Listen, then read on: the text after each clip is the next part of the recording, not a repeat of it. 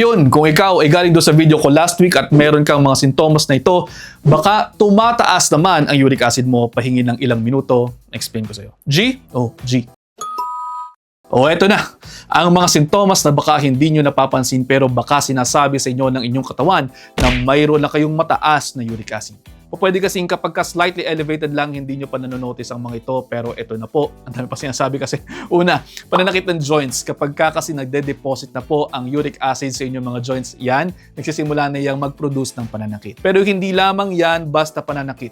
O pwede rin po may kasamang pamamaga at pamumula ng joints, halimbawa sa inyong mga big toes. At kapag ka mataas na talaga ang level ng inyong uric acid sa katawan, pwede pong kahit kaunting dampi lamang ng kumot or ng bedsheet, masakit na yan sa joint involved. Kasama rin dyan po ang pakiramdam na parang mainit yung joint o di naman po kaya ay nagiging stiff o mahirap ikilo. Pangalawa, sintomas ng kidney stones. Opo, ang uric acid po ay po pwedeng mag-accumulate at magbuo ng kidney stones. Minsan din po, ito ay nagiging signal sa ating katawan na mayroon kang mataas na uric acid. Kapag ka po kayo ay mayroong kidney stones, maaari kayong makaramdam ng pananakit ng likod, paglalagnat or pag-chills, pagsusukad ng dahil sa sakit, pagdurugo ng ihi, pananakit ng daanan ng ihi, hirap sa pag-ihi at cloudy ang urine.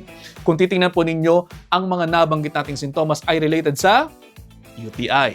Yes, pwede rin po kasing ang kidney stones or stones na kahit nasaan sa urinary tract ay magdulot ng infeksyon, kaya ito po ay tinatawag na urinary tract infection. Kaya po pwede rin na kapag kayo ay mayroong mataas na uric acid at nag-accumulate yan o nabuo bilang mga bato sa inyong kidneys or sa daanan ng ihi, maaaring magkaroon kayo ng complicated UTI or recurrent o yung paulit-ulit na urinary tract infection. Ang best na gawin, magpatingin sa inyong doktor upang mabigyan kayo ng karampatang gamot.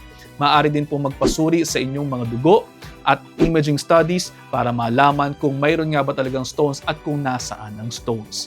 Kapag nalaman natin kung nasaan ang mga ito, yan, malalaman din natin kung gaano kalaki, saka po natin matitreat ng maayos yan. Next naman, sa tingin ko, dapat po malaman din po ninyo kung saan nga ba nagsisimula ito at bakit nagkakaganito. Actually, ang dami ko ng videos tungkol sa uric acid, pero alam kong hindi nyo naman huhukayin ng mga yan, lalo na sa mga bago rito, kaya naman discuss ko na lamang po briefly. Ang uric acid po ay galing sa mga purines na kung tutusin ay hindi naman talaga harmful in small amounts. Pero kapag ka po medyo napaparami tayo ng nakakaing mga pinanggagalingan ng purine, pwede pong tumaas ang uric acid levels. Ang tanong, saan nga ba nakukuha yan? Narito po ang listahan.